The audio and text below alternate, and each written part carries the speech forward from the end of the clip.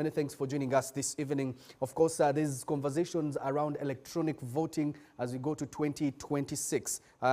Is Uganda ready for that? And if not now, then when? I think for electronic voting, we need to go through stages of preparation. You need to test it against the verifiable paper ballot. And you need to look at it in a context that does this enhance confidence in the voting process. But I must point out that it comes out of a serious statement by the president.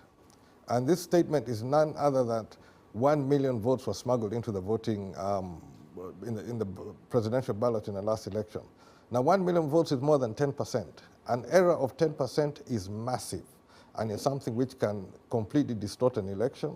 In this particular case, it puts us in a territory of where we're going to have more than, possibly more than, no candidate getting the 50+1. Right. But the whole credibility of the Electoral Commission is now in question. How do we move ahead with this process without clearing the name of the Electoral Commission or pointing out exactly what went wrong in the electoral process? So that's an indictment on the Electoral Commission, you say. But looking at the allegations, do you think that the electronic voting can do away with vote rigging allegations? I think this is more of a ruse of throwing things around. We are deep in a process. All political parties are preparing for 2026. The Electoral Commission has been in a program which they had published, and our internal programs coincide with that program of the Electoral Commission.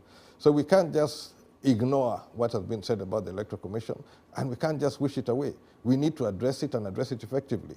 Before we jump into electronic voting, exactly what went wrong, how did it go wrong?